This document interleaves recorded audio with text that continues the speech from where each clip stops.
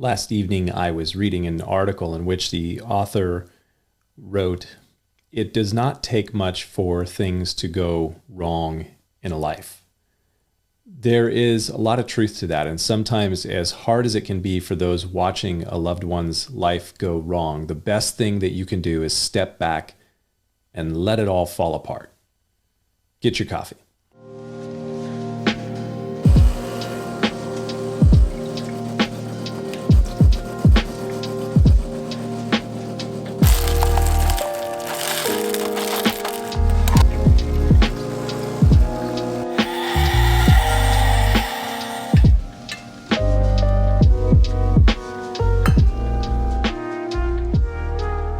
When teaching about prophetic passages of Scripture, I tell people to pay careful attention to the conditional if-then statements of Scripture. Since the beginning of last year, I've been studying and teaching through the book of Deuteronomy at the church that I pastor, and especially in the later chapters of Deuteronomy, you have a pretty good section of predictions of a conditional if-then sort. Moses teaches the people of Israel, if you do these things, the things that are in keeping with God's commands, then you will be blessed. But if you do not observe the commands that I command you from God, then you will be cursed. By the time that you get to the prophetic literature of the Old Testament, books like Isaiah, Jeremiah, Ezekiel, Obadiah, Micah, and so on, you see the prophets basically preaching the if-thens of Deuteronomy and making predictions based upon the interpretation of Moses' words. Isaiah would look at the nation in his day and he would see the people doing the things that Moses predicted would lead to ruin. And so Isaiah would stand and proclaim to the people, "Woe to you if you keep doing these things. Everything is going to fall apart and it's going to be really bad."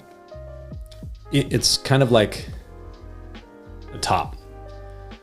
Things can seem to be spinning along just fine, and then there's a little wobble, and all of a sudden there is a catastrophic fall, and you can see that there is this fall that's going to come, and you can seem to some to be like an amazing prophet if you just stand back and you say to that person, "Listen, if you keep doing this thing, then the fall is going to come, and you will think that you are doing just fine, but the fall is going to come suddenly and severely if you don't stop."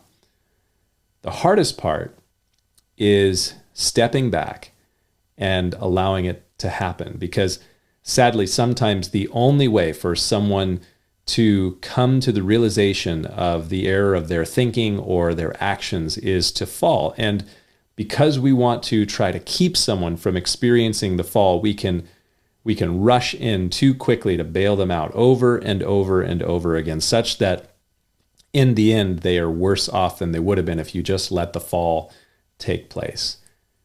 You don't have to be a prophet to see that there are a lot of people in our culture making decisions and moving in directions that are going to result in problems, a collision. Just a little bit of knowledge of history and an application of some wisdom, and you can see the handwriting on the wall that's going to come. What is interesting is that Jesus will allow a fall, even when he knows that that fall will affect others, when he knows that there will be collateral damage. People were offended at his hard sayings, especially the religious leaders among the scribes and the Pharisees. But instead of jumping in and shaking them out of their foolishness, he said to his disciples, "Let them alone. They are blind leaders of the blind. And if the blind leads the blind, both will fall into a ditch." Apparently, Jesus is okay with letting the fall happen, because sometimes it isn't until a Pharisee is looking up from the dirt at the blinding light of Christ that they sincerely ask, "Who are you, Lord?" Something to think about. We'll see you next time.